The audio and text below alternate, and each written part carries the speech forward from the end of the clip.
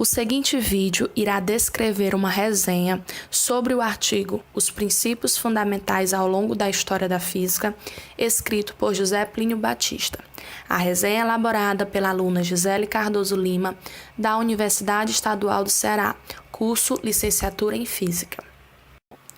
Na introdução do artigo, o autor mostra através de exemplos claros a natureza empírica dos princípios da física, que naturalmente se apoia nos dados da observação e constrói sua estrutura teórica por meio de métodos indutivos. Essas bases sólidas são constituídas pelos princípios. Então, para introduzir o assunto, é bom esclarecer a diferença entre um princípio físico e uma lei física.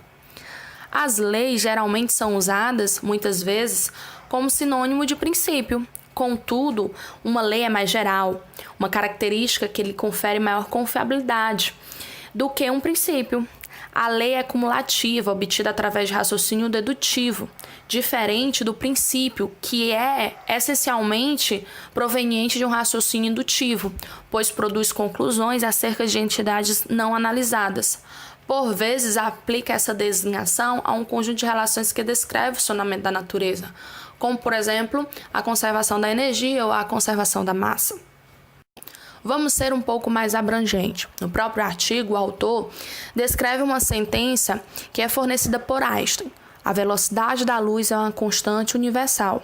A aceitação dessa afirmativa como um princípio da física possibilitou a Einstein simplesmente criar a mecânica relativística. Muitas vezes a roupagem dada ao princípio é tão bem apresentada que um leitor desavisado pode facilmente ser levado à ideia de que tal princípio decorre logicamente da teoria, o que é incorreto. Sendo assim, um princípio não pode nem ser explicado nem interpretado. Se for, deixa de ser um princípio. Por isso, o artigo vai explicar os diferentes princípios, seu conteúdo e suas expressões formais, concluindo a introdução do autor. No capítulo 2, o autor vai descrevendo que ao longo da história, por conta das limitações de observação e instrumentação, os filósofos acabavam baseando suas teorias nos princípios básicos da natureza. O autor destaca dois que tiveram grande influência nas teorias que surgiram logo depois. Foram eles: do nada nada se cria e que dois corpos não podem ocupar o mesmo lugar no espaço ao mesmo tempo. Fenômenos simples que impulsionaram os filósofos, como por exemplo Tales, Anaximedes, Demócrito, todos chamados de pré-socráticos. Logo em seguida, no capítulo 3, o autor vai descrevendo a evolução dos princípios de conservação, que se destacam para a construção das ciências, principalmente aquelas que se fundamentam empiricamente, como a física, a química ou até mesmo a biologia. Estes princípios acabaram se formalizando em três, que são o princípio de conservação da massa, o princípio de conservação do momento total e o princípio da conservação da energia, se revelando como naturezas universais. No tópico 3.1, o autor vai mostrar a conservação da massa na química. Ele vai relatar que essa famosa conquista de Lavoisier foi uma descoberta experimental. A massa total dos componentes em uma reação química é invariável, sempre que se conserva, qualquer que seja a reação química realizada.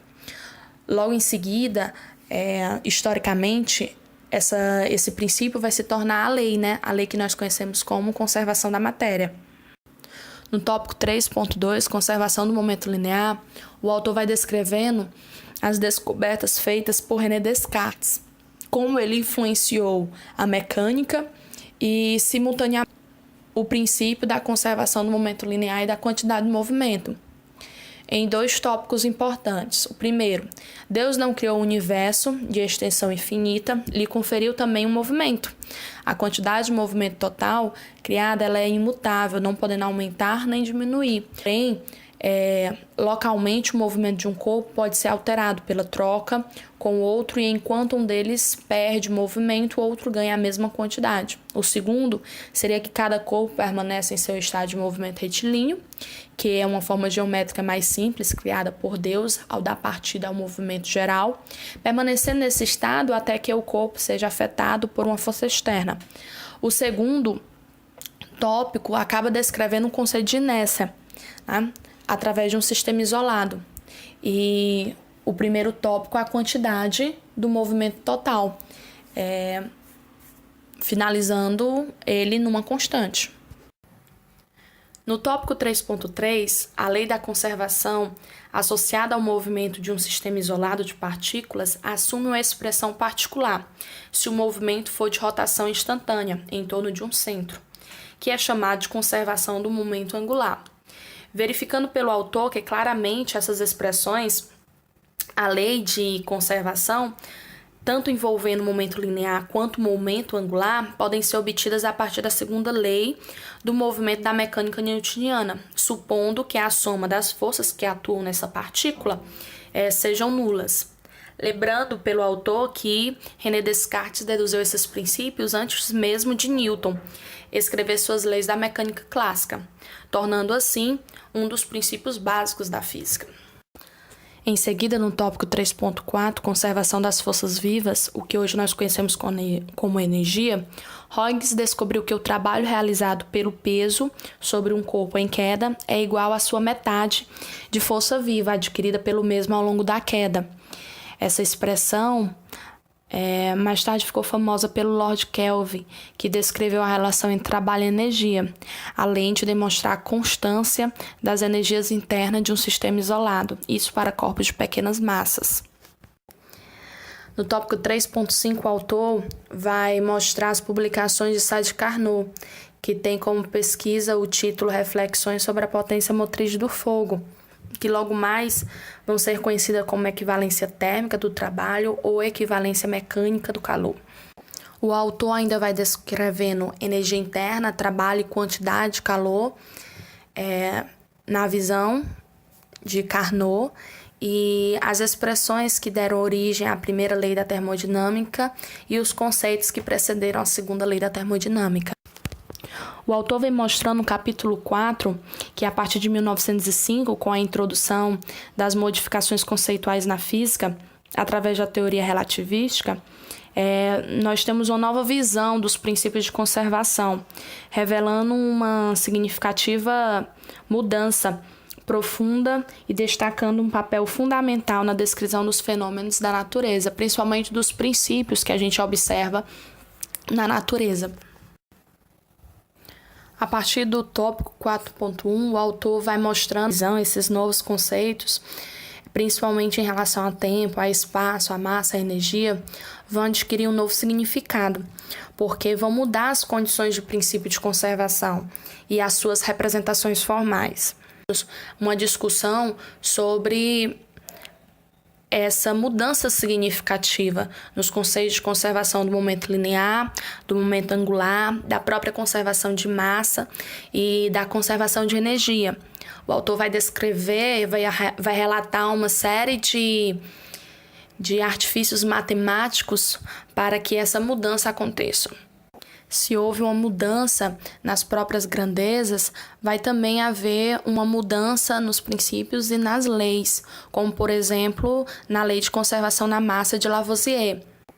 A gente vai ver que a massa não vai se conservar de uma forma relativística. O autor ainda vai descrever que essa física teórica vai detectar ainda o estudo de partículas elementares, atribuindo um novo princípio da conservação da carga total das partículas envolvidas numa colisão, por exemplo. 2 pontos importantes a levar em consideração e que o autor explica bem é a variação absoluta da grandeza e a variação que sofre a grandeza em consequência da aceleração do referencial onde o processo é estudado. Esses termos adicionais acabam proibindo uma interpretação simples dos fatos, concluindo que houveram mudanças significativas ao ponto de uma sofisticação às expressões das leis de conservação. Voltando a um ponto muito importante do início do artigo, quando se dizia que do nada, nada se cria. Considerando a ocorrência desses novos fenômenos, a quantidade de matéria do universo não se conserva, isto é, que a matéria é criada a partir do nada. Concluindo esse tópico com a expressão que a energia no vácuo continua sendo usada. No capítulo 6, o autor vai mostrar a busca de um princípio universal. Ele vai mostrar que muitos pesquisadores participaram dessa busca de um princípio universal, mas acabaram se deparando com uma variedade de fenômenos que acabava exigindo um tratamento de uma forma a impor uma certa ordenação conceitual.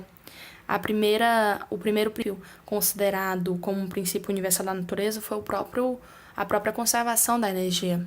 O autor ainda vai mostrar que o advento da teoria da relatividade viria não só para confirmar a universalidade do princípio da conservação de energia, como revelar o basilar desse princípio, só pondo em dúvida essa situação através do princípio da segunda lei da termodinâmica e também dos princípios aplicados à interação entre partículas elementares. Para concluir o artigo, o autor vem mostrando que essa ideia simples e direta para aplicar um princípio a qualquer circunstância não precisa necessariamente de nenhuma elaboração teórica, a não ser um conhecimento prévio das grandes envolvidas no fenômeno. Expressões simples são as bases de muitos teoremas da física teórica. Para finalizar, o autor vem mostrando que essa ideia simples e direta para aplicar um princípio a qualquer circunstância não precisa necessariamente de nenhuma elaboração teórica, a não ser um conhecimento das grandes envolvidas no fenômeno. Ele ainda conclui que expressões simples são as bases de muitos